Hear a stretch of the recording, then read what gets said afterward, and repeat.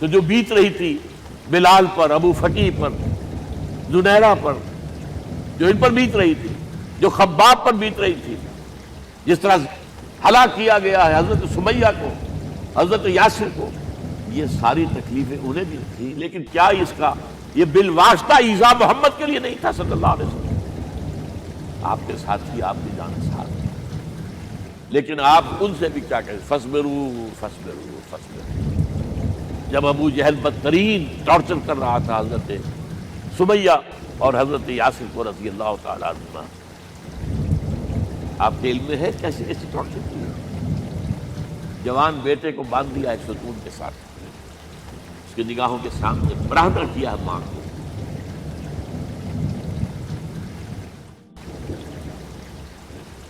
ہاتھ میں ایک مورتی ہے، جب تنگ آ گیا ستا کر تنگ کر کے مار مار کے حضرت سمیہ ٹس سے مس نہیں ہو رہی، کہتا ہے تم ایک دفعہ کہہ دو سمیہ کہ ہاں اس مورتی میں بھی کچھ ہے، میں تمہیں چھوڑ دوں۔ انہوں نے تھوک دیا، برچھا مارا ہے شرمگاہ کے اندر۔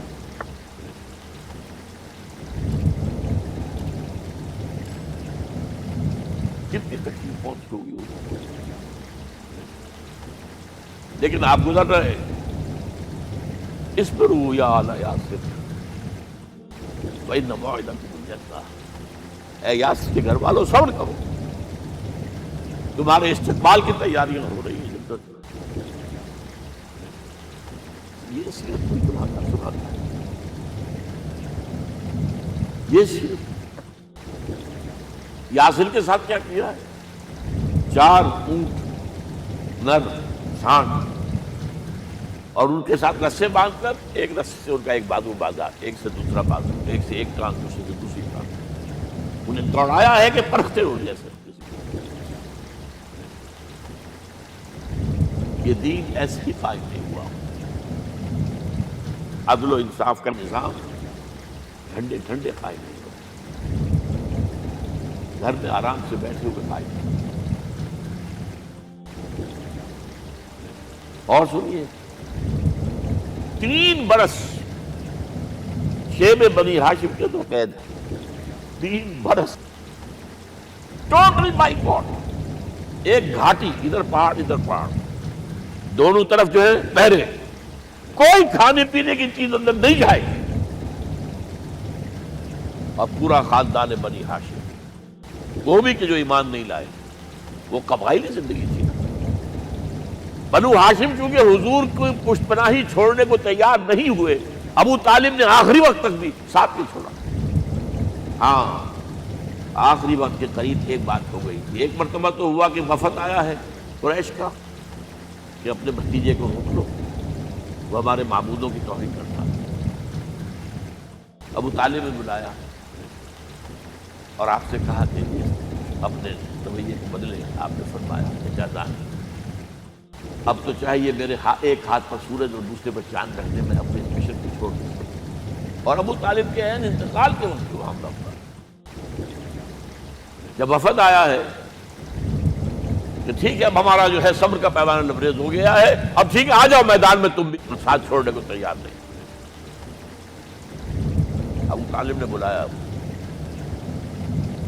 بھتیجے مجھ پر اتنا بوجھ نہ ڈالو جو میں برداشت نہ کر سکوں۔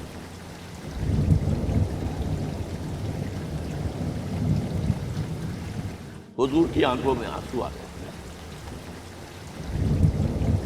چچا جان اب تو یا یہ بات پوری ہوگی یا میں اپنے آپ کو ختم کروں، اسی میں ختم ہوں۔ 12 شیب بنی ہاشم میں 3 برس کے سال میں گزرے، ٹوٹل بائیکاٹ، کوئی کھانے پینے کی۔ کچھ لوگ تھے شریف النفس، مثلاً حکیم بن حزام تھے رضی اللہ تعالیٰ، اور بعد میں ایمان لے آئے۔ حضرت خدیجہ کے وہ رشتے دار، وہ پہاڑ پر چڑھ کر ایک طرف سے رات کی تاریکی میں، دونوں دروازے تو بند ہیں، پہاڑ پر چڑھ کر چوٹی سے نیچے اتر کر کوئی چیزیں کھانے پینے کے لیے آئے، کوئی اور ایک آدھ ہوگا ایسا۔ یہاں تک نوبت آئی ہے کہ بنی ہاشم کے یہ پھول جیسے بچے معصوم، بھوک سے بلبلا رہے ہیں، اور اس کے سوا کچھ نہیں ہے کہ سوکھے چمڑے ابال کر اس کا پانی ان کے حلق میں ٹپکا دیا۔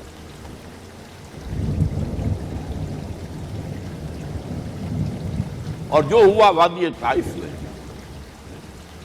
جب مکے والوں نے فیصلہ کر لیا کہ آپ قتل کر دو، ابو طالب بھی فوت ہو چکے ہیں، اب کوئی اندیشہ نہیں، کوئی خانہ جنگی شروع نہیں ہوگی، کوئی انٹرا ٹرائبل وار نہیں ہوگی، تو آپ طائف گئے ہیں، شاید وہاں کے 3 سردار تھے بڑے، اور یہ طائف اصل میں قریشی کا سمجھیے کہ یہ ان کا گرمیوں کا یہ صحت افزا مقام تھا۔ یہ تمام جو سردار تھے مکے کی، ان کی جائیدادیں وہاں کی باغات تھے، اور وہاں کے بھی 3 سردار تھے، تو شاید ان میں سے کسی کو اللہ توفیق دے دے۔ وہاں گئے ہیں اور صرف ایک ساتھ ہیں، حضرت زید بن حارثہ، حضرت ابوبکر بھی ساتھ ہیں،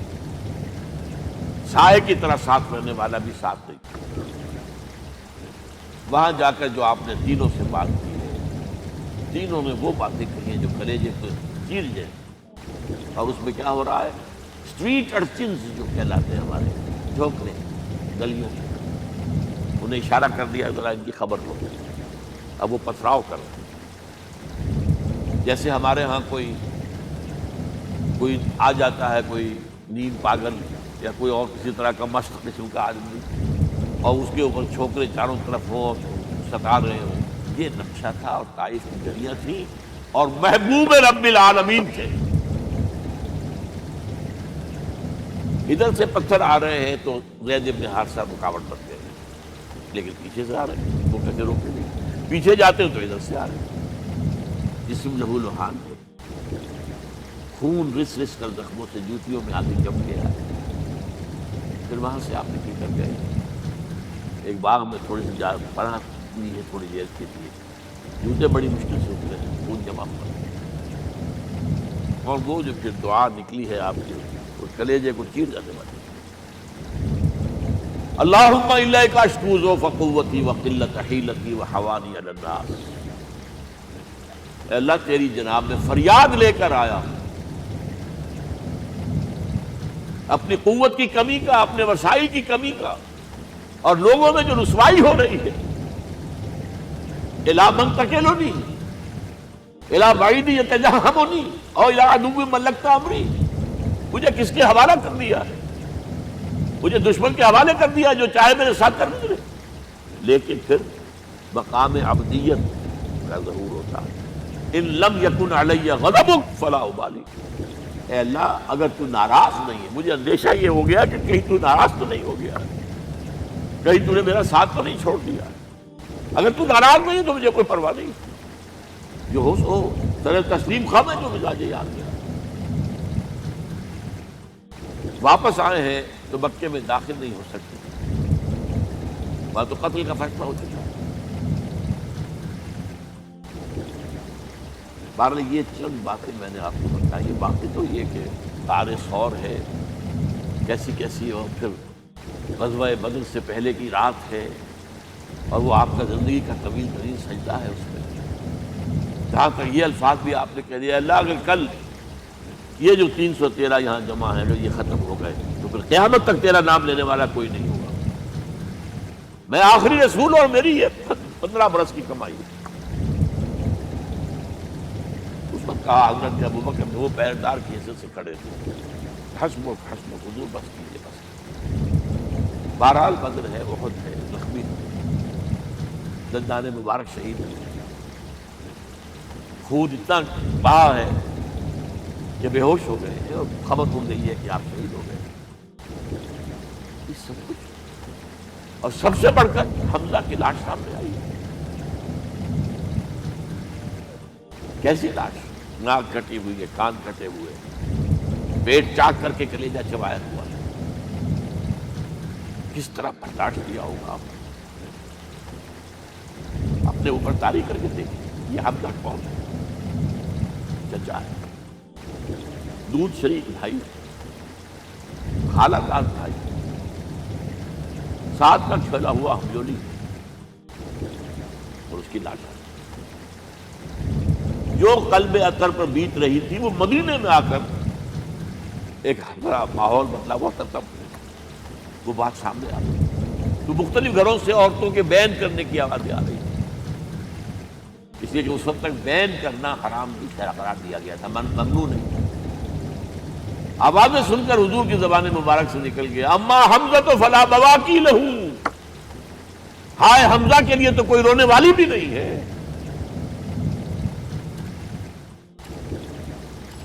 اس پر پھر صحابہ نے انصار نے اپنے ہاں کی خواتین حضرت صفیہ کیا بھیجا، وہ صحیح بہن تھی، وہاں انہوں نے جا کے قافلے غزوہ احزاب کا آپ نے سن لیا، اسوہ رسول پڑھنا والوں کیا کیا باتیں تھیں لوگوں میں مشہور ہو گئی۔ وہ اسوہ کیا تھا؟ جب خندق کھودنے کا فیصلہ ہوا ہے تو خندق کھود رہی ہے، حضور بھی لگے ہوئے، بھاری بھاری پتھر اٹھا کر کندھے پر لا کر باہر پھینک، پتھریلی زمین تھی، ایک پتھر کسی سے ٹوٹا نہیں تھا، تو حضور نے جو ہے 3 دفعہ جو اس کی مطلب لگائی تب ٹوٹا ہے۔ لیکن یہ کہ کئی دن کے فاقے ہو چکے تھے، کھانے میں کچھ نہیں، پورا محاصرہ تھا، 12,000 کا لشکر گھیرے ہوئے، یہاں تک کہ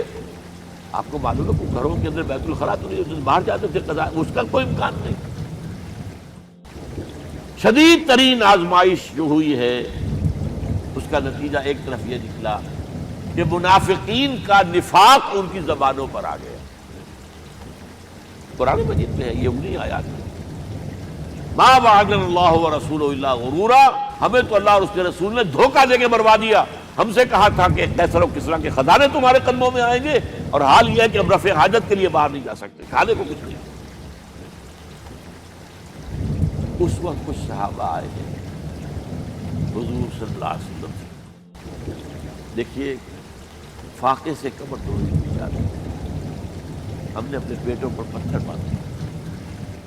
چادروں کے ساتھ پتھروں کسا ہوا تاکہ کمر سیدھی۔